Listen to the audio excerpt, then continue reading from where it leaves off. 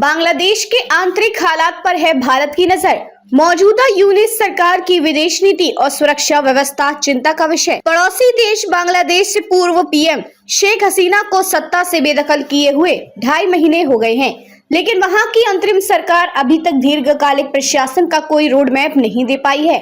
बांग्लादेश के मौजूदा आंतरिक हालात उलझे हुए हैं और राजनीतिक पार्टियों का ऊहापोह भी साफ दिखाई दे रहा है। इसके बावजूद भारत नाउम्मीद नहीं है। भारत के कूटनीतिक रणनीतिकार मान रहे हैं कि अभी इंतजार करने की नीति ही सर्वश्रेष्ठ है, लेकिन उन्हें इस बात का पक्का भरोसा है कि वहां के भावी राजनीतिक घटनाक्रम में भारत के हितों को नजरअंदाज नहीं किया जाएगा। इसके साथ ही भारत बांग्लादेश के हालात पर पैनी नजर बनाए हुए है। सूत्रों का कहना है कि बांग्लादेश की आंतरिक स्थिति में पिछले 2 महीने में कोई बदलाव नहीं आया है। राजनीतिक अस्पष्टता पहले की तरह ही है। प्रोफेसर मोहम्मद यूनुस की अगुवाई अंतरिम सरकार की तरफ से चुनाव कराने या प्रशासन का कोई रोड मैप नहीं दिया गया है।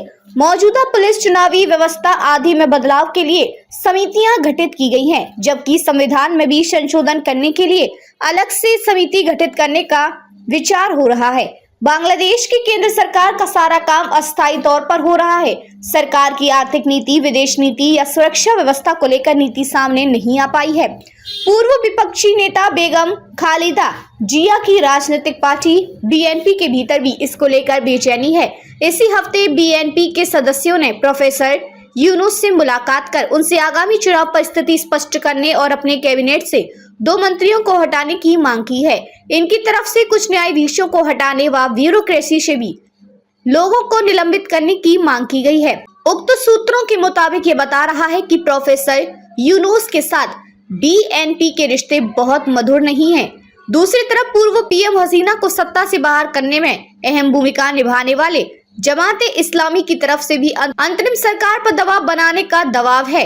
ये बताया जा रहा है कि जमात के लोग अंतरिम सरकार की जगह जल्द से जल्द निर्वाचित सरकार के गठन के पक्ष में हैं। पिछले दिनों अंतरिम सरकार के साथ बैठक में बीएनपी और जमात दोनों की तरफ से जल्द चुनाव कराने की मांग रखी गई है, जबकि अंतरिम सरकार का तर्क है कि जब तक हर स्तर पर सुधार का एजेंडा लागू नहीं किया जाता, तब तक चुनाव प्रक्रिया को आगे बढ़ाने का कोई मतलब नहीं है। वैसे यह भी उल्लेखनीय तथ्य है कि अंतरिम सरकार ने आवामी लीग, पूर्व पीएम हसीना की पार्टी और पूर्व पीएम हसीना की सरकार में शामिल दूसरे राजनीतिक दलों को विमर्श के लिए नहीं बुलाया है। कूटनीतिक सूत्रों का कहना है कि जिस तरह की स्थिति बन रही है, उससे लगता है कि पड़ोसी देश में राजनीतिक अस्थिरता काफी लंबे समय तक चल सकती है। उधर भारतीय उच्चायोग की गतिविधियां बहुत ही सीमित हैं। सुरक्षा दृष्टिकोण से भारत ने वहां से अपने काफी सारे राजनयिकों को वापस बुला लिया है, जिससे वीजा देने संबंधी प्रक्रिया भी काफी सीमित हो गई है। मांग के मुताबिक बीमार व्यक्तियों को भी समय पर वीजा देने में समस्या आ रही है। जब तक अंतरिम सरकार सुरक्षा प्रबंध को चाक चौबंद नहीं करेगी, भारत के लिए सामान्य वीजा सेवा देना मुश्किल है।